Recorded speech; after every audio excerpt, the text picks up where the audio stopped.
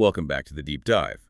We're here again, taking complex source material and breaking it down into insights you can actually use. That's right. And today, we're diving deep into a really critical part of the AI prompting for SAT success course. Yeah, this course promises a big transformation, doesn't it? Turning scattered practice into a systematic AI-powered mastery system. Exactly. The whole aim is that significant score boost, 100 to 200 points.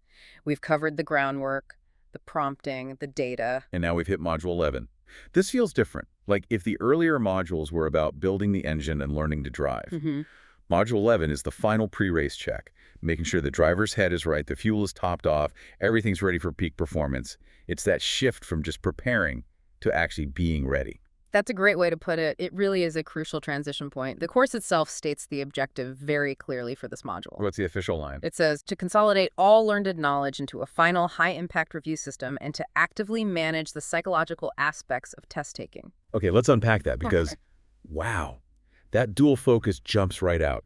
It's not just another review module. Not at all. It's giving equal weight to locking in the knowledge and dealing with the whole mental game of test taking. That feels really important. It's where all that prep work hopefully clicks into actual confidence. You've absolutely nailed the core issue there. I mean, how many times have we heard about students who know their stuff cold? Oh, constantly. But then test day hits, anxiety spikes, and suddenly they're making simple mistakes or just freezing up. Yeah, misreading a sign on a math problem, second-guessing every answer in the reading section.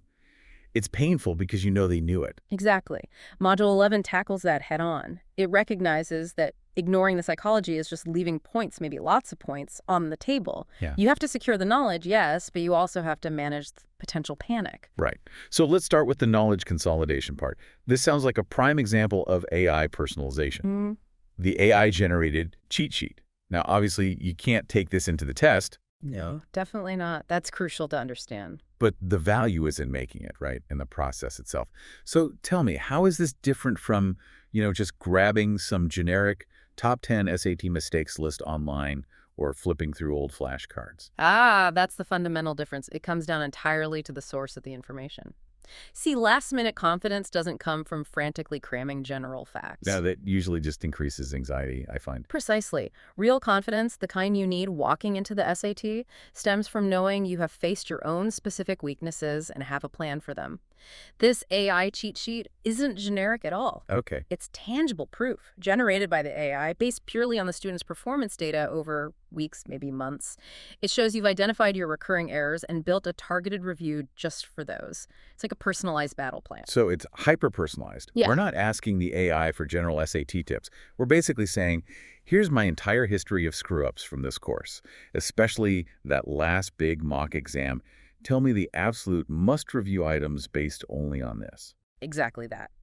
And the how involves a pretty sophisticated prompting technique. You mentioned the nested prompt structure earlier. Yeah, that sounds advanced. How does that work in practice? What makes it different from just typing a question into a chatbot? It's about layering instructions very carefully. Think of it like building with Legos. First, you set the base, then you add specific blocks in a specific order. Okay. So layer 1, you define the persona and context. You tell the AI, act as an expert SAT data analyst. Your input is the performance data file I'm attaching. And you attach that detailed analysis from Module 10, the big mock exam breakdown. That data is the fuel. Got it. So the AI knows its role in its specific data set. What's layer 2? Layer 2 is the objective and constraints. You say, based only on the errors found in this specific student's data, ignore general SAT statistics, synthesize the most critical missed concepts. The output must be only 1 page long, focused on high-yield information, and structured into these 3 specific sections. The one-page constraint. That's smart. Prevents the AI from just dumping everything back at you. Forces it to prioritize. Absolutely critical. It avoids overwhelm. And demanding those 3 specific sections ensures the output is structured and actionable. You're guiding the AI very precisely. Okay, let's dig into those 3 required sections. Because if they're based purely on the student's weak spots, they must be incredibly valuable. What's the first one? The first targets what's often the biggest source of anxiety for many, math essentials.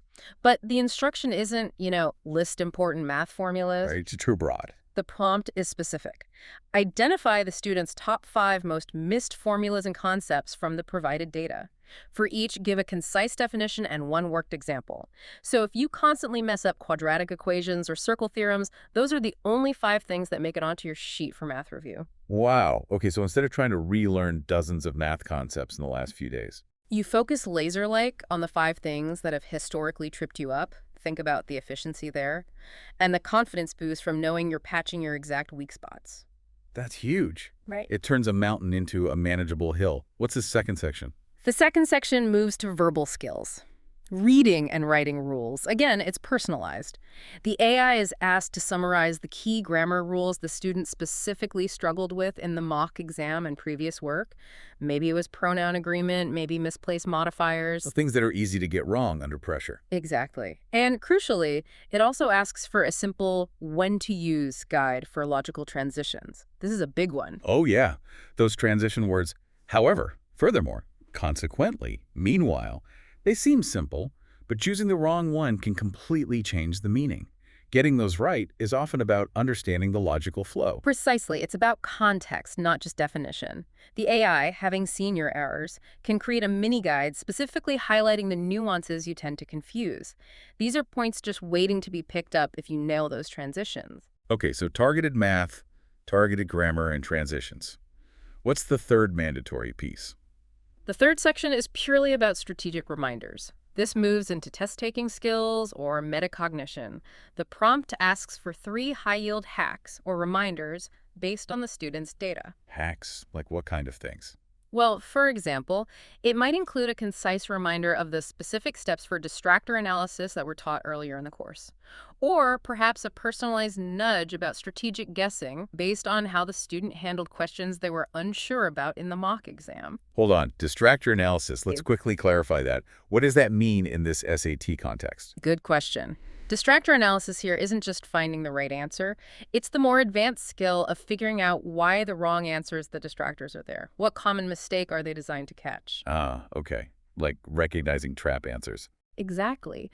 The AI, having analyzed your past mistakes, might notice, say, that you consistently fall for answers that use correct terminology but in the wrong context. So your personalized cheat sheet might have a reminder like, warning, check context carefully on answers that sound right. It's like an alarm bell tailored to your specific tendencies.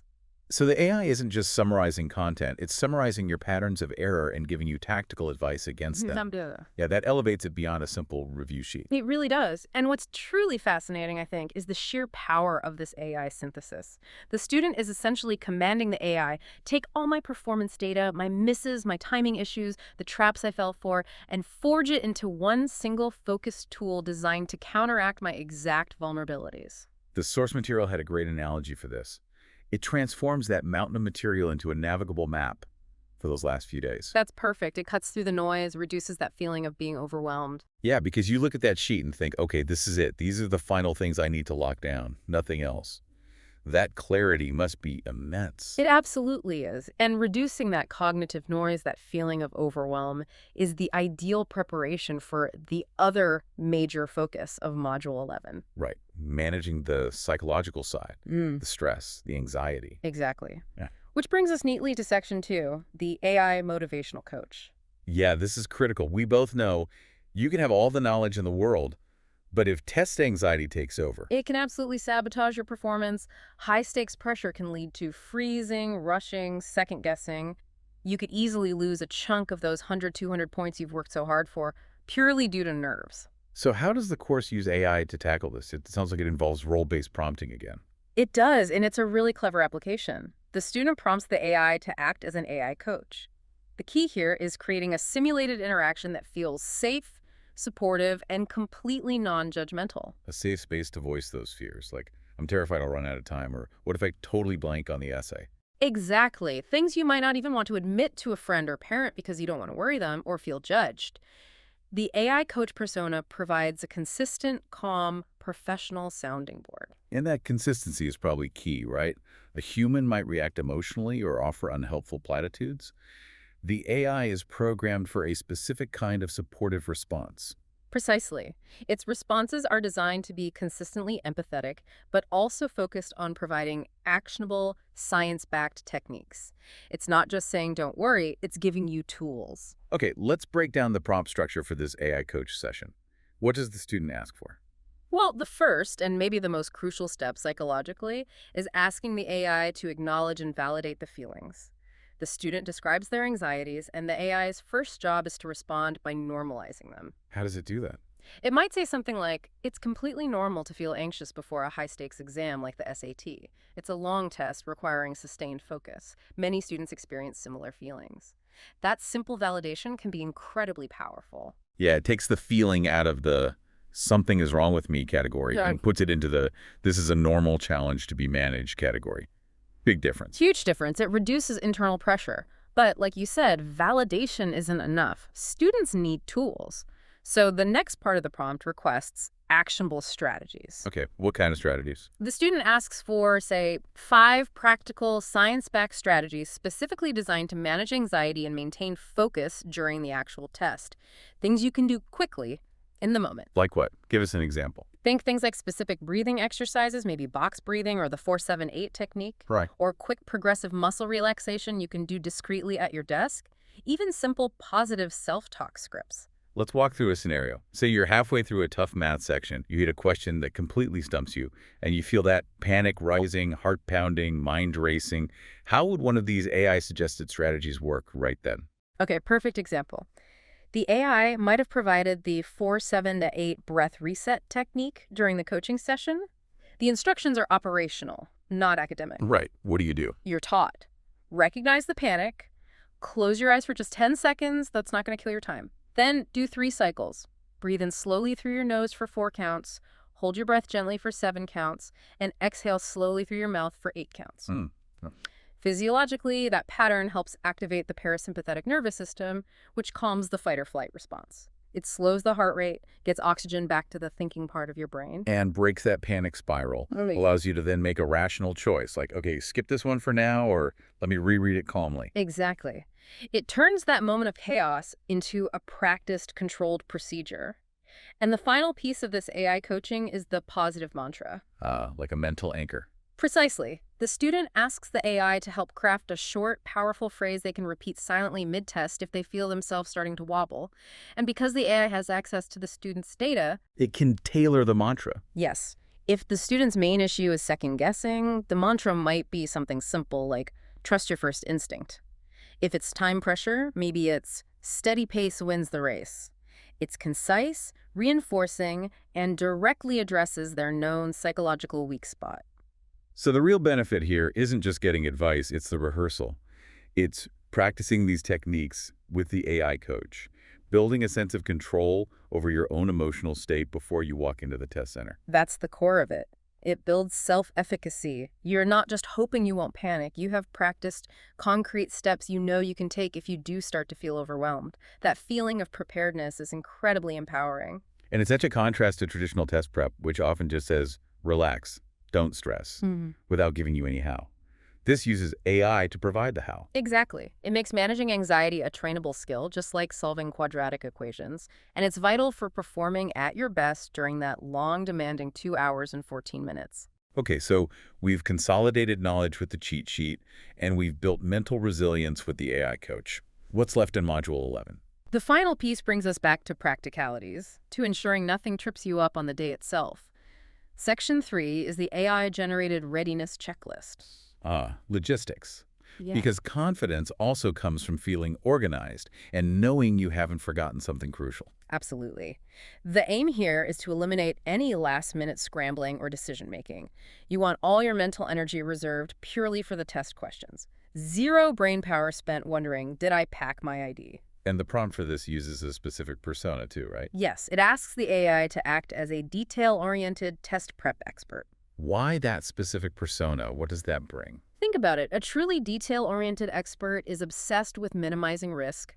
They anticipate potential problems. They know that a simple logistical failure, like a dead device battery or a forgotten admission ticket, can completely derail even the best-prepared student. Right. It can cause a cascade of stress right before you start. Exactly. So that persona ensures the checklist generated by the AI is rigorous, thorough, covers all the bases, and leaves absolutely no detail overlooked. Makes sense.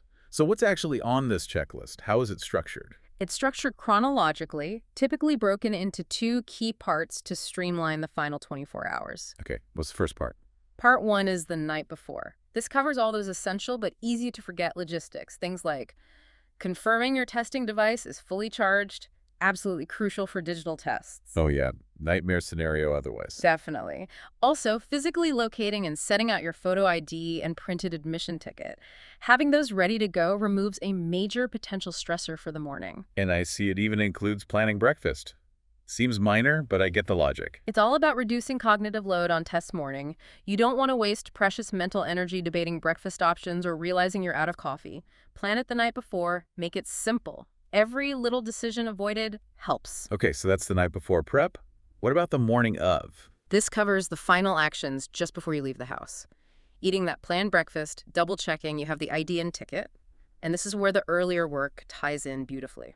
How so? The checklist includes one final, crucial step: a focused 5-minute review of your personalized AI-generated cheat sheet. Ah. So that sheet isn't just something you made earlier. It's integrated right into the final moments of prep. Precisely. It serves as the ultimate activation loop. Just before walking out the door, you spend 5 minutes refreshing your specific high-yield points, those 5 math concepts you miss, those tricky transition words. It primes your brain. It shifts your mindset from, I hope I remember everything, to, I just reviewed the most important things for me. That must feel incredibly centering. It really does. It's the final confirmation that you're ready. So connecting this back to the bigger picture, Yeah. why is a simple checklist, even one generated by AI, so powerful at this stage? It seems almost basic compared to the complex AI work earlier. It seems basic, but its impact on cognitive load is profound. Think about it. Test day demands maximum mental effort for over 2 hours straight. Right. It's a marathon. If your brain is simultaneously juggling little worries, is my calculator approved? Did I pack water? Where exactly is the testing room?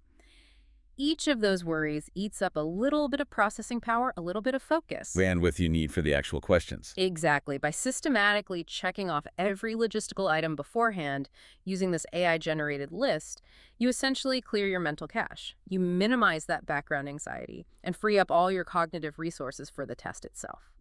It transforms that potential morning chaos into calm, focused execution. Okay, so pulling it all together from Module 11, what's the big takeaway? What has the student achieved by completing this module successfully? I think the success of Module 11 lies in that seamless synthesis. It takes all the data-driven study, the targeted practice, the error analysis from previous weeks, and merges it perfectly with the how.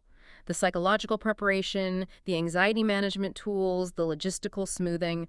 It ensures you don't just know the material, but you can access and apply it effectively under pressure. You walk in organized, prepared, and crucially believing in the system you've built.